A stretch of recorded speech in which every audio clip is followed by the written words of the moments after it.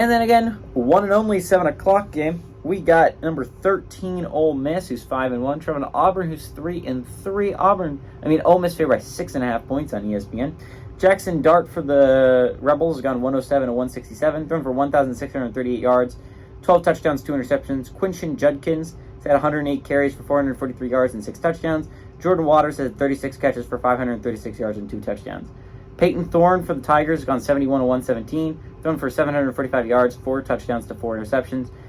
He's also been a pretty good player on the ground, had 50 carries for 225 yards and 2 touchdowns. Jay Ferris had 21 catches for 232 yards and 2 touchdowns. Auburn leads the series all time, 35-11, kind of dominated the series. Last game went to Ole Miss, though, in 2022, but Auburn has won 6 of the last 7 times these two teams have played. And the fact that Auburn is 3-3 is kind of insane, but this is not a good Auburn team, right? This is arguably, I think, outside of Vanderbilt, the worst team in the SEC, in my personal opinion. Mississippi State's not playing great football. Auburn hasn't been good. And if you take out that Virginia game where they played way up to their competition and they played good football, Auburn, if you take that game away, it does not look like a good Auburn team the entire year, really. The game against Cal that they won, they didn't win convincingly, and Cal's not a very good football team this year. It's not a good Auburn team. I don't think this is an Auburn team that's going to be at a bowl game this year. Hugh Freeze is trying to turn that program around, but it's going to take him a little bit. Talking about teams that are a little bit scary right now, the Lane Kiffin's Rebels, right? Lane Kiffin's Rebels are in an interesting situation where if I had to rank the teams, 20 teams that are in Power 5 football, right, that have a shot at the playoffs, and I had to give them a chance, right, like a position they're going to find themselves in of making the playoffs where most teams control their own destiny. Or at the very least, they're in a position where they don't need a lot to go wrong. Like, for instance, I don't think Texas controls their own destiny anymore, considering there's 5 undefeated conference. There's 4 undefeated other conference leaders right now, but they just need a little bit to go their right way, right? Ole Miss needs a decent amount, right? Because the other things about these other teams, right, is that in the Big 12, like for instance, Texas just needs to win out. They're going to go to the Big 12 championship game, chance to prove themselves against Oklahoma. Or you look at Oregon State or Utah or USC, right?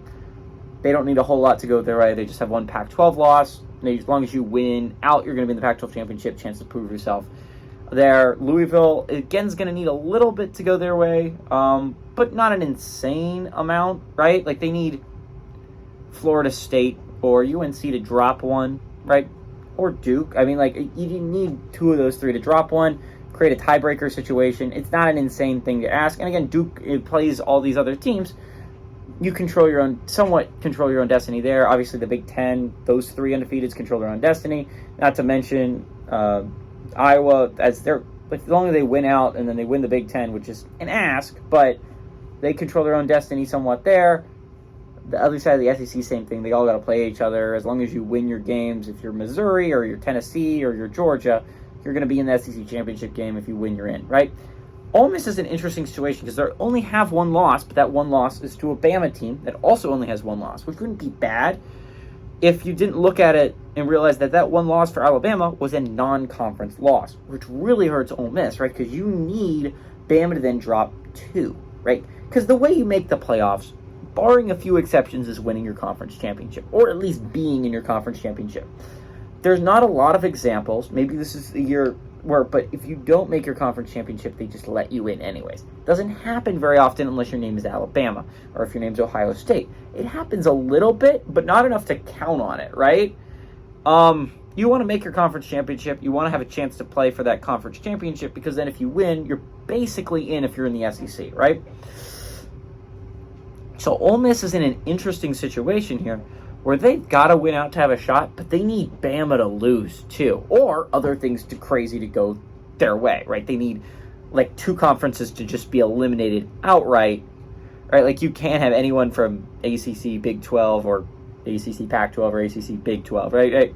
Or Big 12 Pac-12. You know, you can't have anyone eligible there. You're going to need, like, the only options, you got to take one team that didn't win their conference championship, and then on the other hand, what would really hurt is you're looking at the end of the year, a Big Ten team like Penn State or Ohio State with only 1 loss, and that 1 loss is to Michigan. because they're going to take that team over you. Like, a lot's got to go right for Ole Miss, but they're still in the playoff picture. They're still kicking here, and they look like a really good football team. Auburn's not quite as good. Jackson Dart's playing really good football for the Rebs. They've had a bye to get ready for this. They're going to come in. They're going to smack Auburn on the road. Give me Ole Miss to win and cover on the road.